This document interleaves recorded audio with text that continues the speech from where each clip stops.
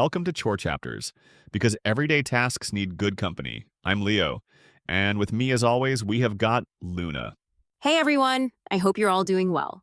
Today we've got a thrilling and interesting story lined up, so grab your headphones and let's dive straight into the story.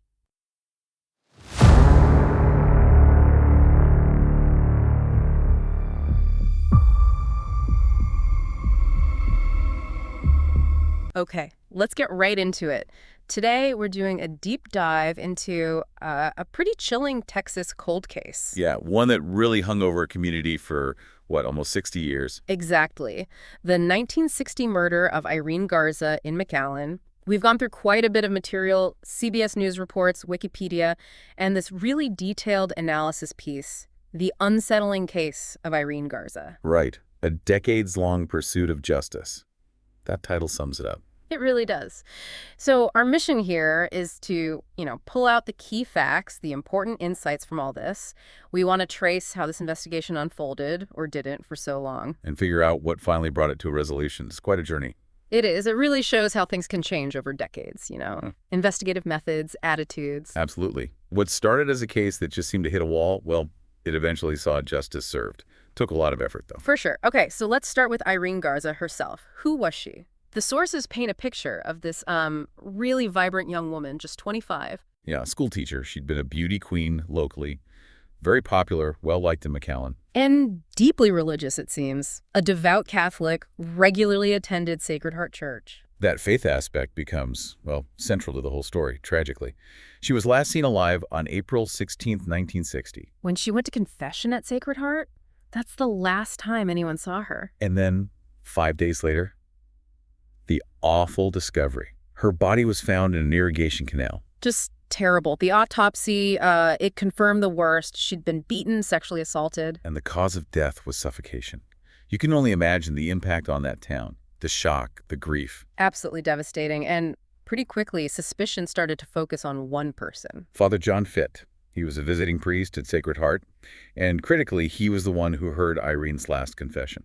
Right. And there was some pretty compelling physical evidence early on, wasn't there? Yes, his photo slide viewer. It was found in the same canal where they recovered Irene's body. That's not something you'd expect to find there by chance. Really raises a red flag. Definitely. And when the police talked to him, his story wasn't exactly straight. How so? Well, first he apparently denied hearing her confession in the rectory. Then he sort of changed his tune. And he had these scratches on his hands. Right. What was his explanation for those? He claimed he got them climbing a balcony because it was locked out somewhere else, but the location of the scratches didn't quite seem to match that story. And there was something else, wasn't there? Something that happened just weeks before Irene's murder. Yes, a really disturbing incident. Another young woman, Maria America Guerra, was attacked at a different church nearby. And she identified Fitt as the attacker. She did, and this is where it gets even more troubling. The church knew about this attack. They apparently suspected Fitt. But they didn't go to the police. No. Instead, he was moved to Sacred Heart, Irene's parish. Later, for the Guerra attack, Fitt pleaded no contest to aggravated assault. No contest, meaning he didn't admit guilt but accepted the conviction. Exactly. And the penalty was just a $500 fine. Wow. So after an assault accusation, he essentially gets a slap on the wrist and is moved to another parish where he encounters Irene. That's hard to process. It really is.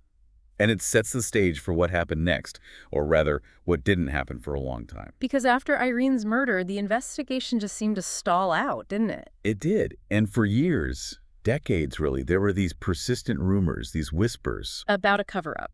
That maybe the authorities and the church worked together to protect Fitt. Precisely.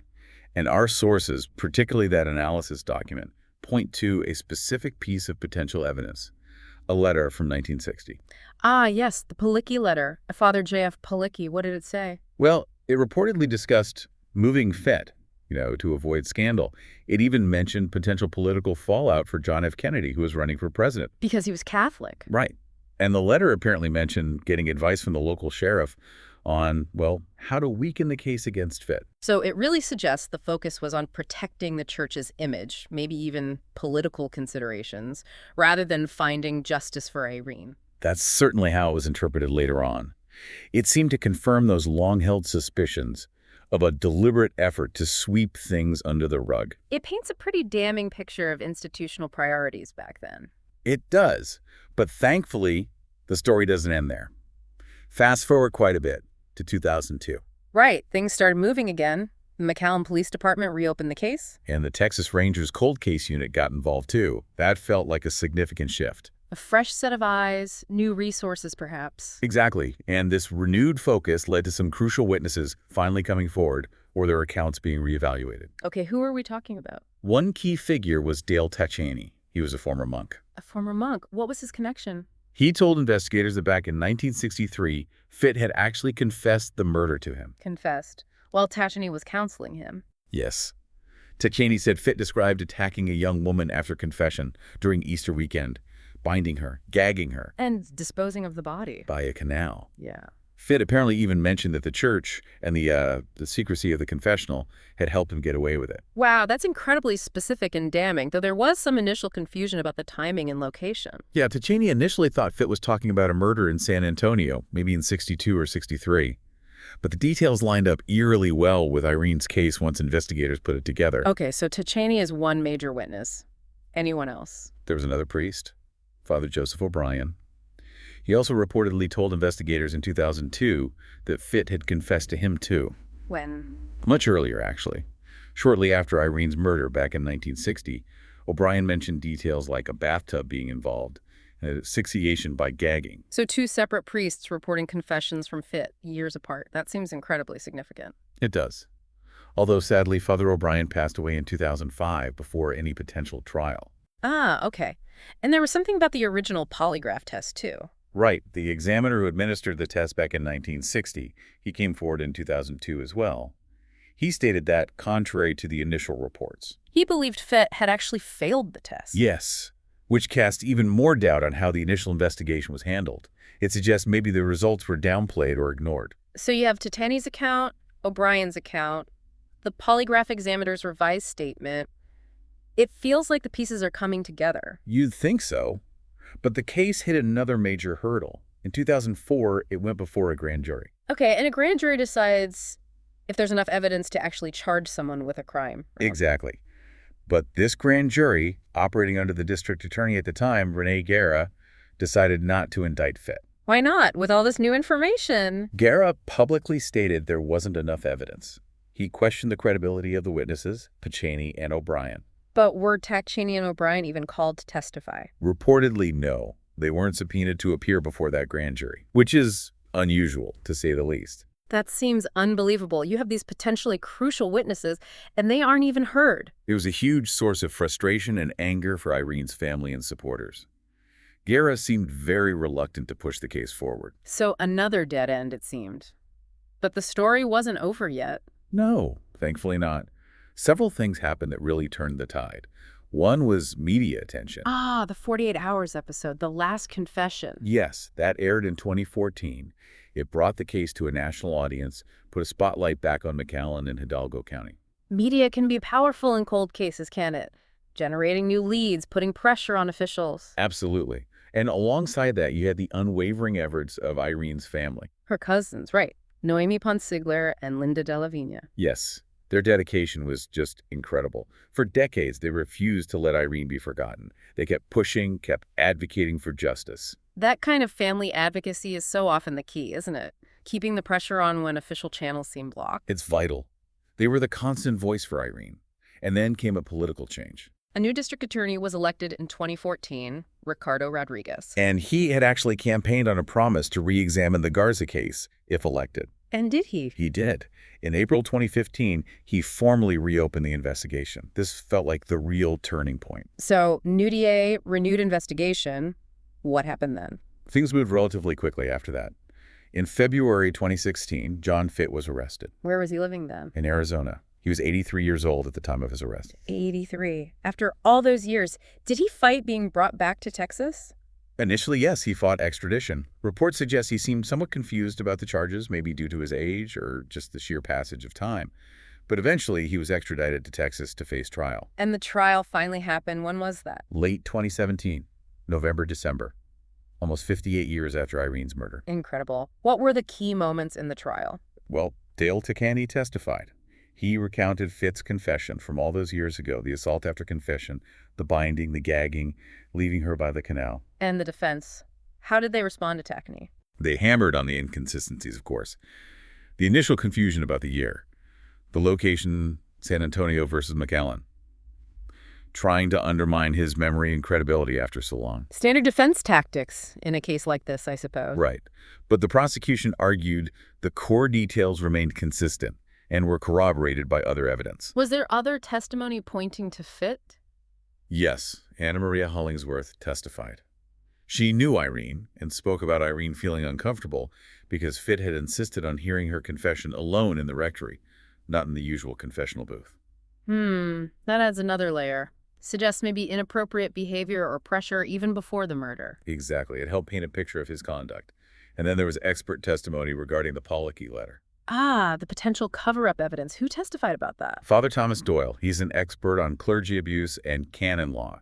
He analyzed that letter for the court. And what was his conclusion? He argued it was clear evidence of a church cover-up, that the priority was protecting the institution, avoiding scandal, maybe even shielding JFK's campaign, and that there appeared to be coordination with local law enforcement to manage the situation, not necessarily solve the crime. Wow. So bringing that alleged cover-up front and center in the trial. What about physical evidence?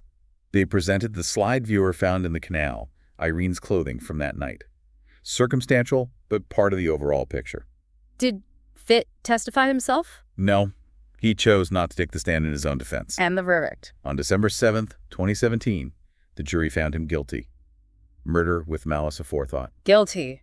After almost 6 decades. I can't imagine the emotions in that courtroom, especially for Irene's family. It must have been overwhelming. Validation, relief, grief, all mixed together. The culmination of such a long, long fight. What was the sentence? The next day, December 8th, he was sentenced to life in prison. Life in prison. And Irene's family, how did they react? Linda de la Vigna had that memorable quote, didn't she? Pigs are flying. Just expressing the sheer disbelief and relief that justice had finally been done. Noemi von Sigler also spoke about feeling justice was served. A profound moment for them and Fitt. He died in prison a few years later, in February 2020. So the case reached its legal conclusion. But the implications lingered, didn't they? Oh, absolutely. It brought up huge questions, again, about institutional accountability, particularly regarding the Catholic Church and how it handled situations like this, especially back then. The whole alleged cover-up aspect remained a major point of discussion. Okay, so wrapping up this deep dive, what are the main things we should take away from the Irene Garza story? Well, first, just the sheer persistence required for justice in some cold cases. It can take decades. And the power of witness testimony, even years later. Takani's account was crucial, despite the time lag. Definitely. And you absolutely cannot discount the role of victim advocacy. Irene's cousins were relentless. Without them, this case might still be cold. Right. And media attention, like that 48 Hours piece, clearly played a part in reigniting public and official interest. It did. And finally, it really highlights the importance of prosecutorial will.